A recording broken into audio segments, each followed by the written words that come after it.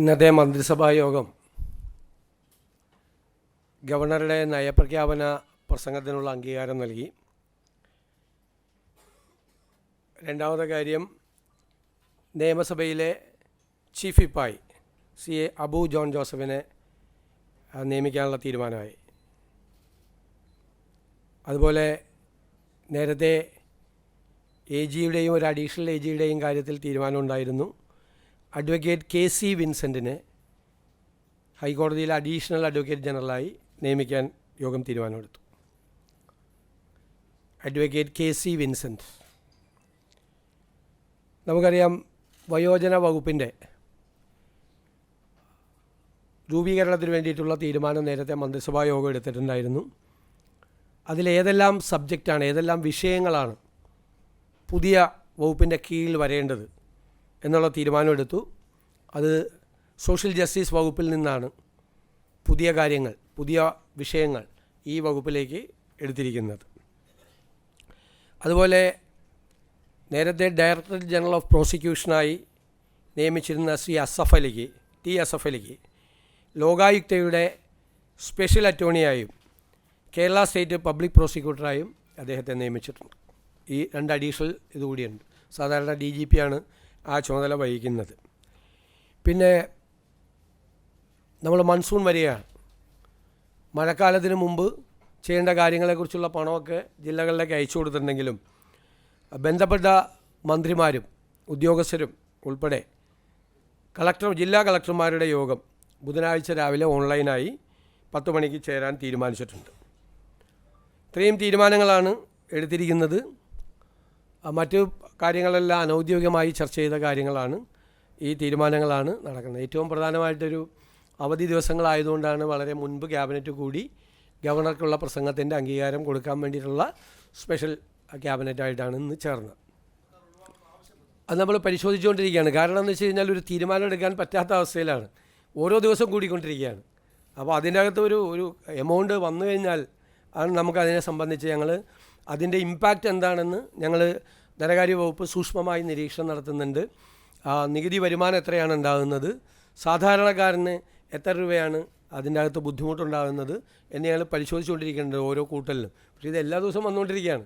അതുകൊണ്ട് ഒരു കൃത്യമായ അതിനൊരു തീരുമാനം, അവസാന തീരുമാനം വന്നു കഴിഞ്ഞാൽ മാത്രമേ നമുക്കും തീരുമാനം എടുക്കാൻ പറ്റുള്ളൂ. അല്ലെങ്കിൽ നമ്മളും തീരുമാനം എല്ലാ ദിവസവും ഇതുപോലെ ഓരോ ദിവസവും ചെയ്യുന്നത് കൊണ്ട് ചെയ്യേണ്ടി വരും. അത് ഞങ്ങളുടെ പരിശോധനയിലാണ് തീർച്ചയായിട്ടും.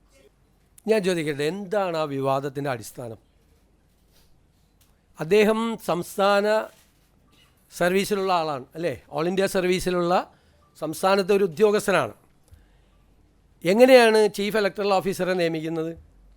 ഗവൺമെൻറ് കൊടുക്കുന്ന പാനൽ, സംസ്ഥാന ഗവൺമെൻറ് കൊടുക്കുന്ന പാനലിൽ നിന്നും ചീഫ് ഇലക്ഷൻ കമ്മീഷണർ അദ്ദേഹത്തെ നിയമിക്കും. എന്തിനാണ്? ഇലക്ഷൻ നടത്തുന്നതിന് വേണ്ടിയിട്ട്. ഇലക്ഷൻ നടത്തി കഴിഞ്ഞാൽ അതിൻ്റെ ജോലി തീർന്നു.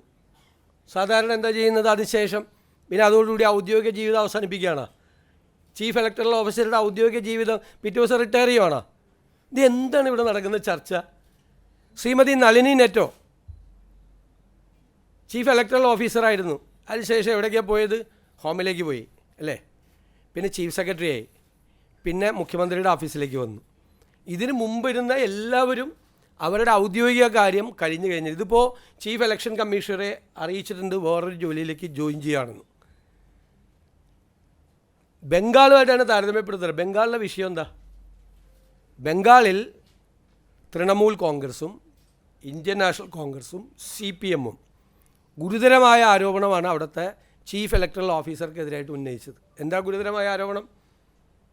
വ്യാപകമായ തോതിൽ SIR-ൽ നിന്ന് വോട്ടുകൾ നീക്കം ചെയ്തു എന്നാണ് ആരോപണം. ഗുരുതരമായ ആരോപണം, രാഷ്ട്രീയ ആരോപണമായിരുന്നു. അങ്ങനത്തെ ഒരു കംപ്ലയിൻറ്റ് ഇവിടുത്തെ ചീഫ് ഇലക്ടറൽ ഓഫീസറെ കുറിച്ച് ആർക്കെങ്കിലും ഉണ്ടായിരുന്നോ? ഇപ്പോൾ പറയുന്ന BJPക്ക് ഉണ്ടായിരുന്നോ? CPM-നുണ്ടായിരുന്നോ? അദ്ദേഹത്തെ പ്രപ്പോസ് ചെയ്തത് ഗവൺമെൻറ്റാണ്, അന്നത്തെ ഗവൺമെൻറ്റാണ്. CPM നേതൃത്വം കൊടുത്ത ഗവൺമെൻറ്റാണ് അദ്ദേഹത്തെ പ്രപ്പോസ് ചെയ്തത്. അതിലെന്താ അവിടുത്തെ ഇവിടെ ആകെ കംപ്ലയിൻറ്റ് പറഞ്ഞത് പ്രതിപക്ഷ നേതാവിൻ്റെ ഓഫീസിൽ നിന്നാണ്. ചില പരാതികൾ അദ്ദേഹത്തിന്, അത് വ്യക്തിപരമായ പരാതിയല്ല, ഇലക്ഷൻ്റെ കാര്യത്തിലുള്ള ചില പരാതികൾ. അത് അദ്ദേഹം പൊളിറ്റിക്കൽ പാർട്ടികളുടെ എല്ലാം മീറ്റിംഗ് കൂടി അതെല്ലാം നമ്മുടെ ശ്രദ്ധയിൽപ്പെട്ടപ്പോഴേക്ക് ഏറ്റവും കൂടുതൽ കത്ത് കൊടുത്തിരിക്കുന്ന ഒരാൾ പ്രതിപക്ഷ നേതാവെന്ന നിലയിൽ ഞാനായിരുന്നു അന്ന് കൊടുത്തിരുന്നത്. വല്ലാതെ ഒരു പൊളിറ്റിക്കൽ പാർട്ടിയും അദ്ദേഹത്തിനെതിരായിട്ട് അദ്ദേഹം ഇലക്ഷൻ മാനിപ്പുലേറ്റ് ചെയ്തെന്നോ, അദ്ദേഹമാണ് ഞങ്ങളെ ജയിപ്പിച്ചത്, UDF 102 സീറ്റ് മേടിച്ച് തന്നത് ഈ രത്തൻ കേൽക്കറാണ്.